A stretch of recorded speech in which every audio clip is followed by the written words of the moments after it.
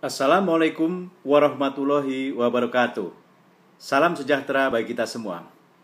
Jumpa lagi dengan saya Surono untuk bersama-sama kita membahas mengenai unit kompetensi memberikan kontribusi dalam validasi asesmen.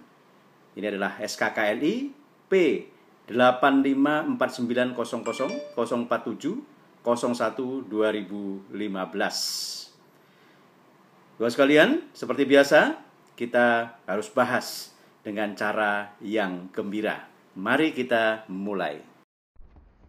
Ibu bapak sekalian, unit ini mendeskripsikan kinerja, keterampilan, dan pengetahuan yang dibutuhkan untuk berpartisipasi dalam proses validasi asesmen. Memberikan kontribusi dalam validasi asesmen diartikan salah satu aktivitas yang dilaksanakan oleh asesor kompetensi terhadap persiapan proses dari penyelenggaraan asesmen. Kemudian konsep dasar dari validasi asesmen adalah proses peninjauan kualitas untuk memeriksa bahwa instrumen menghasilkan bukti yang valid, andal, memadai, terkini, dan otentik, agar asesor menjaga apakah persyaratan unit dan hasil pelatihan telah dipenuhi dan bahwa keputusan asesmen diterapkan secara konsisten. Kegiatan ini adalah tinjauan kualitas dan tidak dimaksudkan untuk digunakan membuat perubahan pada hasil asesmen. Kemudian siapa yang melakukan validasi? Validasi dapat dilakukan oleh satu orang atau satu tim orang. Lembaga penyelenggara validasi asesmen harus memastikan proses peninjauan selesai oleh orang-orang yang secara kolektif memiliki kompetensi vokasi dan keterampilan industri saat ini yang relevan dengan asesmen yang divalidasi. Pengetahuan dan keterampilan saat ini dalam pengajaran dan pembelajaran vokasi dan bersertifikat kualifikasi atau setara dalam metodologi pelatihan dan asesmen atau yang setara. Validator dapat merupakan karyawan penyelenggara asesmen atau dapat validator eksternal seperti pengusaha dan asosiasi pengusaha, badan industri lainnya, pelatih dan asesor ataupun konsultan. Pelatih dan asesor yang memberikan pelatihan atau asesmen hasil pelatihan yang divalidasi dapat berkontribusi atau berpartisipasi dalam proses validasi sebagai bagian dari tim. Tidak dapat melakukan validasi sendiri. Tidak dapat melakukan hasil validasi atau tidak dapat menentukan hasil validasi untuk keputusan asesmen yang mereka buat dan tidak bisa menjadi validator utama dalam tim asesmen. Baik, tujuan instruksional atau pembelajaran. Tujuan instruksi umum atau capaian pembelajaran CP, peserta mampu memberikan kontribusi dalam validasi asesmen sesuai dengan persyaratan tempat kerja dalam 5 dimensi kompetensi, ada task skill, task management skill, contingency management skill, job role environment skill, dan transfer skill, sebanyak 2 unit kompetensi sesuai bidangnya.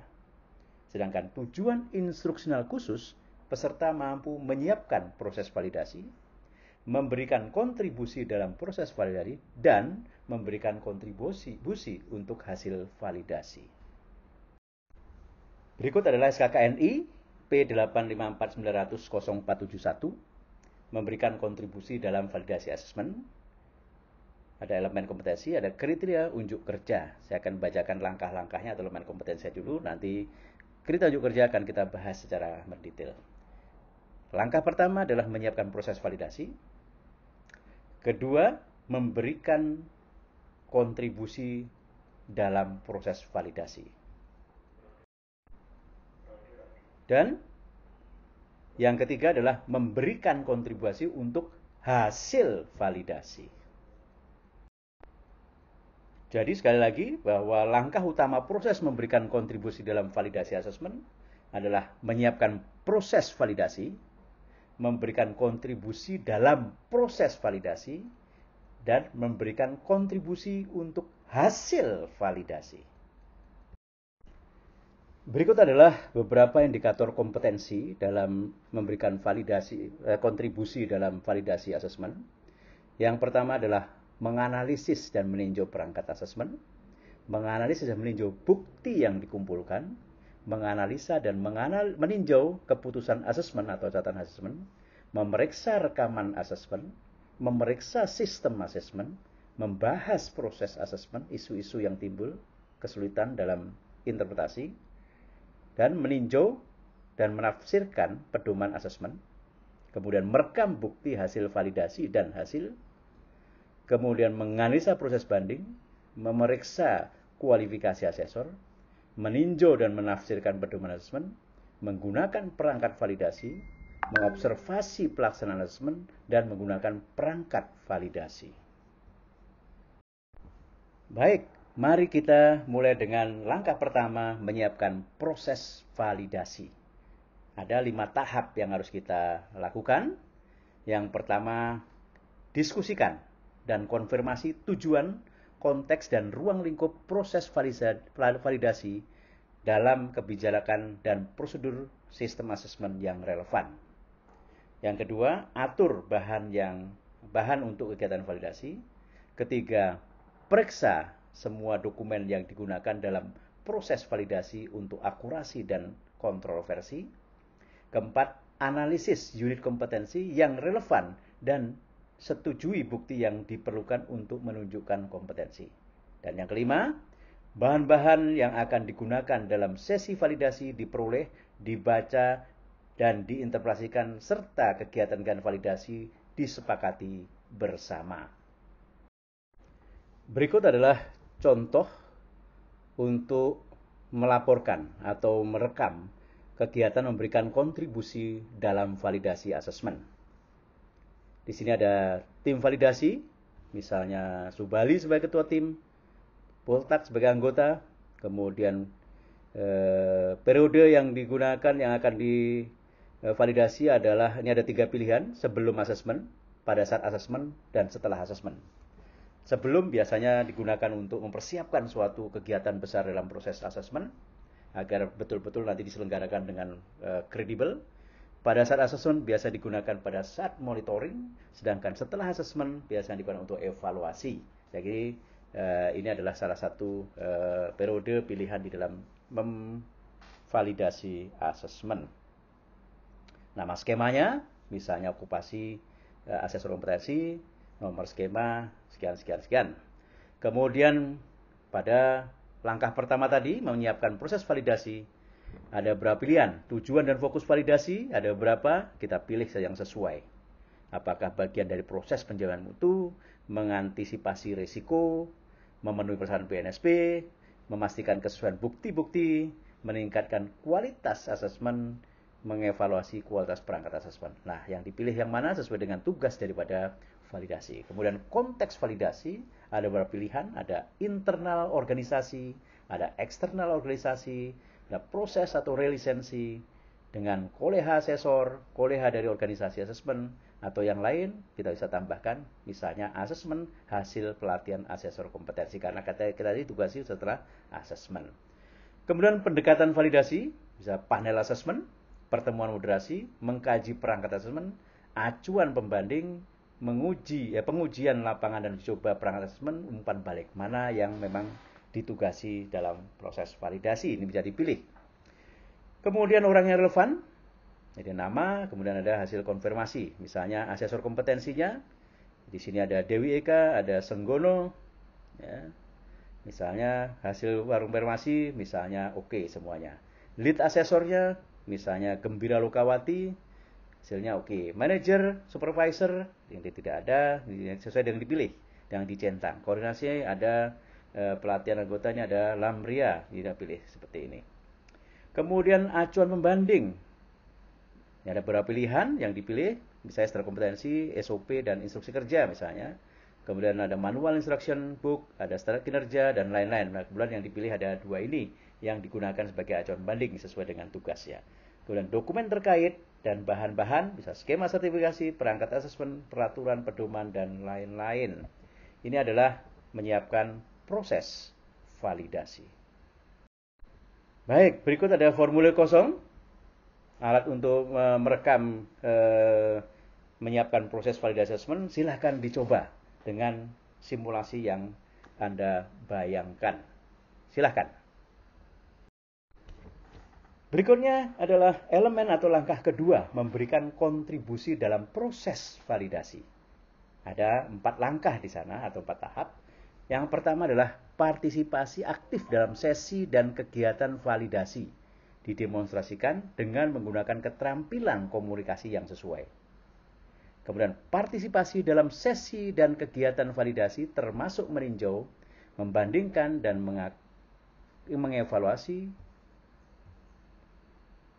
keseluruhan proses asesmen, rencana asesmen, interpretasi standar kompetensi atau acuan pembanding lainnya untuk asesmen. Penyeleksian dan penerapan metode asesmen, penyelesaian dan penggunaan perangkat asesmen, dan bukti yang dikumpulkan rekomendasi hasil asesmen termasuk proses pengambilan keputusan. Kemudian tahap yang ketiga, tinjauan, perbandingan, dan evaluasi dilakukan sesuai dengan prinsip asesmen dan aturan bukti. Kemudian keempat, semua dokumen yang digunakan dalam proses validasi diperiksa keakuratan dan keterkinian versi. Baik, mari kita mencoba lihat contoh ini memberikan kontribusi dalam proses validasi. Kita juga sudah dibantu dengan formulir yang dibuat oleh BRSP. Keterampilan yang digunakan dalam kegiatan validasi dalam tim, Anda bisa diminta untuk proaktif sesuai dengan tugas dari ketua tim validasi. Bisa juga Anda hanya diminta untuk active listening di sana. Tergantung dari tugas dari pimpinan dari anggota organisasi tim validasi. Aspek-aspek dalam kegiatan validasi, meninjau, membandingkan, dan mengevaluasi. Pemenuhan terhadap aturan bukti dan prinsip asesmen. Di sini ada VATM, aturan bukti, dan ada VRFF, valid, reliable, fleksibel, dan fair. Nah, Bapak sekalian, kita lihat di sini hal-hal yang aspek yang ditinjau dalam validasi. Kemudian kalau oke, kita klik oke. Kalau tidak berarti cross atau kosong. Maka kita akan mendapatkan hasil yang semacam ini. Contoh, ternyata dari semua ini tadi ditemukan ada 2, yaitu proses pengambilan keputusan ini tidak reliable atau belum reliable. Kemudian ini di sini kurang fair ditemukan. Ini misalnya sebagai contoh. Maka nanti di dalam proses hasil kita bisa bahas. Sampai di sini, maka pada langkah ini, Ibu sekalian, ikuti proses ini, aspek-aspek yang divalidasi, kemudian dibandingkan dengan pemenuhan terhadap aturan bukti dan prinsip asesmen. Mudah bukan? Baik. Berikut latihan dalam formulir kosong ini. Ibu sekalian bisa memanfaatkan ini, menggunakan ini sebagai alat bantu untuk memberikan kontribusi dalam proses validasi. Silahkan. Baik, kita sampai pada elemen ketiga atau langkah ketiga, memberikan kontribusi untuk hasil validasi. Ada 3 tahap di sana. Temuan validasi didiskusikan, dianalisis, dan disepakati bersama untuk mendukung perbaikan kualitas asesmen. Yang kedua, rekomendasi-rekomendasi untuk meningkatkan praktek asesmen didiskusikan, disepakati, dan dicatat. Dan ketiga, perubahan terhadap praktek pelaksanaan asesmen yang timbul akibat kegiatan validasi dan sesuai dengan peran serta tanggung jawab dalam melakukan asesmen diimplementasikan. Baik, mari kita lihat contoh bagaimana kita merekam kegiatan memberikan kontribusi untuk hasil asesmen. Temuan-temuan yang tadi kita tuliskan. Tadi ada 2 temuan mengenai rehabilitas dan fairness proses asesmen dan proses pengambilan keputusan belum dapat dipastikan. Ini P dituliskan dalam bentuk PLOR ya.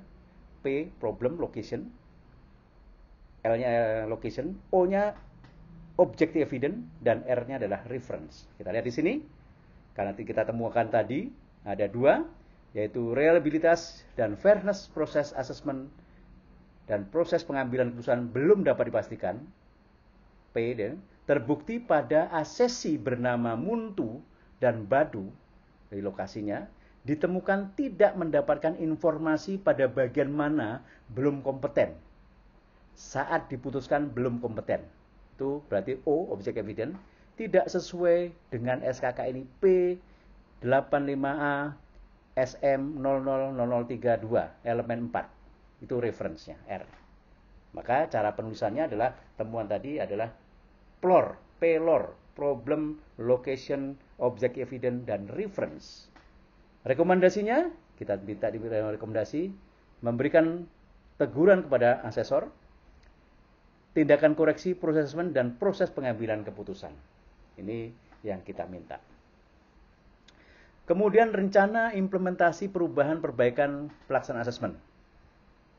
Kegiatan perbaikan sesuai dengan rekomendasi memberikan teguran tadi, kemudian waktu penyelesaiannya dan penanggung jawabnya, misalnya Kepala Sekretariat BNSP. Kemudian tindakan koreksi, proses asesmen dan proses pengambilan keputusan ini tanggal 10 dan ini oleh Tarsana Nana. Ini adalah contoh bagaimana kita merekam dari hasil yang kita temukan pada saat validasi. Baik, berikut adalah formulir untuk latihan memberikan kontribusi untuk hasil validasi terusan dari yang ketiga tadi. Maka Ibu sekalian bisa langsung menggunakan ini sesuai dengan contoh yang baru saja saya jelaskan. Baik, berikutnya adalah dimensi kompetensi. Alhamdulillah kita sudah mempelajari langkah-langkah demi langkah dan tahap-tahapnya, sehingga kita sudah menyelesaikan task skill. Kita sudah kompeten untuk task skill, yaitu keterampilan melaksanakan suatu tugas yang dipersyaratkan mampu melaksanakan tugas individu. Baru satu dimensi. Ada 5 dimensi kompetensi yang harus kita pastikan kita kompeten.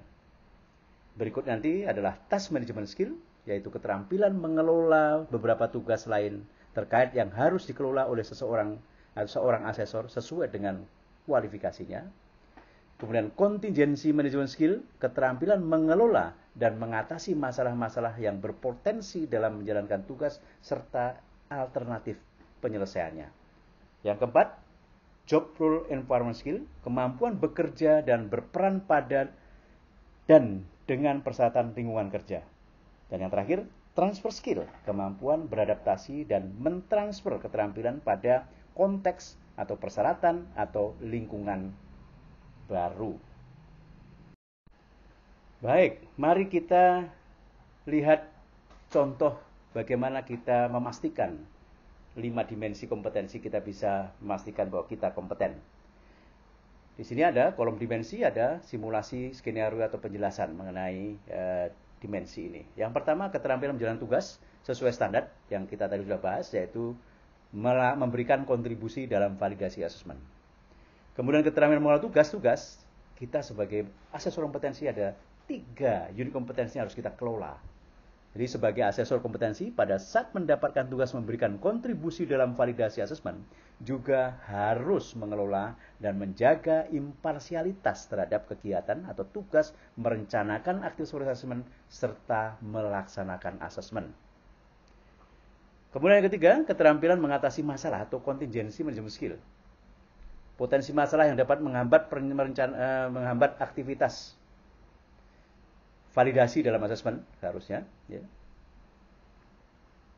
Pertama adalah tidak tersedia rencana aktivitas dan proses asesmen dalam pelaksanaan asesmen.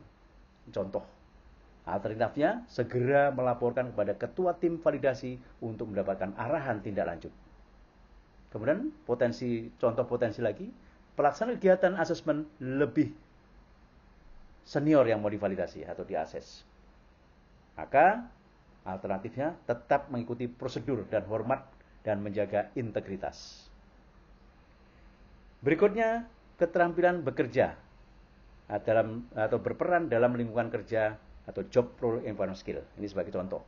Lingkungan kerja pada saat validasi berarti TUK yang harus diikuti dalam tugas melaksanakan